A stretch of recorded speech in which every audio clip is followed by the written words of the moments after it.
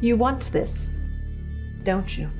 Oh, wrong franchise. It belongs in a museum. Yeah, that felt better. Or I could put it in my office, whichever.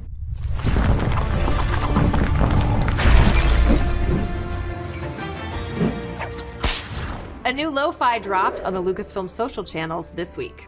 That's right, another one! This time, follow Indy on his adventures around the world, with stops at every major destination glimpsed in the previous 4 Indiana Jones films and Indiana Jones and the Dial of Destiny. It's a rollicking, globe-trotting adventure that takes us from the Well of Souls to Pankot Palace. We've had the good fortune to hear a lot from Harrison Ford in the last few weeks. And guess what? We're not done talking to Indiana Jones actors. Over on Lucasfilm.com, Sean Patrick Flannery, who portrayed the young Indiana Jones in, yes, The Adventures of Young Indiana Jones, recently sat down to look back at his time in the hat. And Indiana Jones and the Dial of Destiny is now out in theaters worldwide. To celebrate, the cast of the newest film is once again here to dig into the production and share some behind-the-scenes secrets.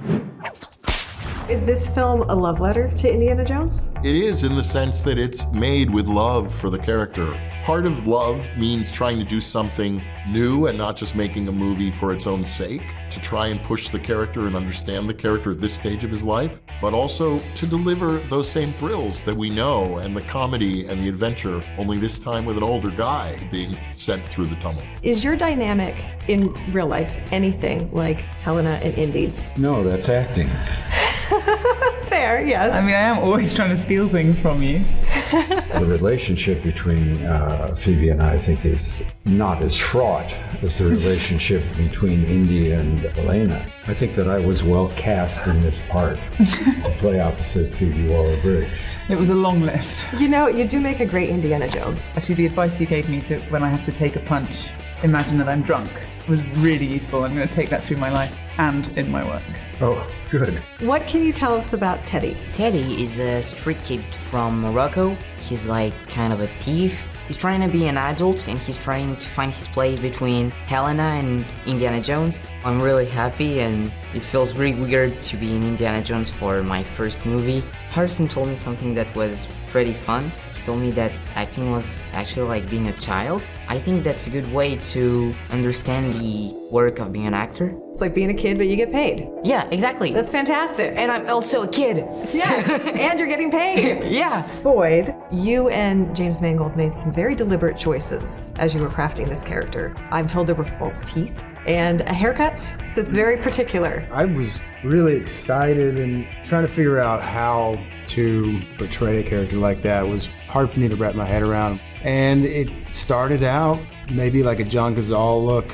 It actually inspired from the Green Butchers, a very high hairline that I wanted to do. I just wanted him to have something that put him out, and we made these teeth that actually aren't that present in the film, but for me, it was kind of a good crutch to lean on. Shawnette, I also love Agent Mason's 1960s style. As I understand it, you based it around Foxy Brown. Can you talk about why that was such a big inspiration for you in this role? Thinking about the Black Exploitation era and looking at Black women as these action figures and heroes, it is such a delight to try to give homage to that and to recreate a little bit of that energy and vibe and an ownership of your badassery. So I think that was like pretty much the focus for that. Yeah, it was fun. It's been a wonderful journey to see this home, the home stretch for Indiana Jones and Harrison on this film. Very touching story, and watching him up this close work, it's just been, an experience of my life.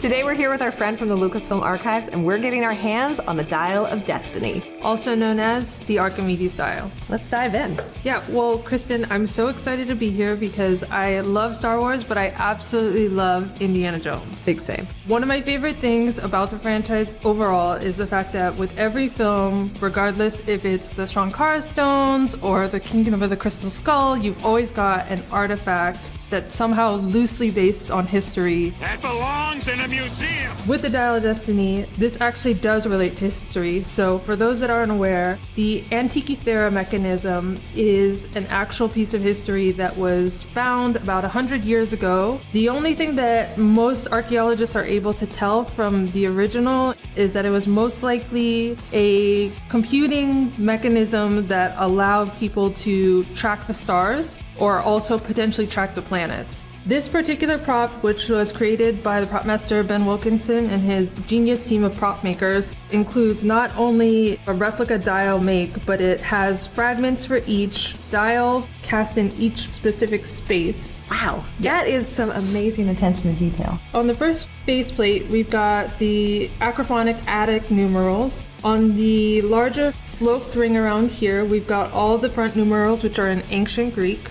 Moving over to the larger piece, this inner ring here contains the Corinthian calendar. This entire sloped ring here happens to have all the instructions on how the dial operates. The actual inner ring is the lunar ring, which contains the days of the month. And then lastly, the faceplates along each side contain the sundial. And other than that, I don't think there's anything left to do but put it together. Can we put it together? Yes. Yes. Okay, you and I are going to combine both pieces. Go for it.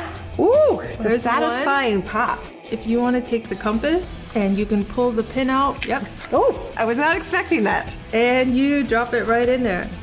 And that is the full Archimedes dial of destiny. If you could go back in time, where would you go? Probably to before this shoot started.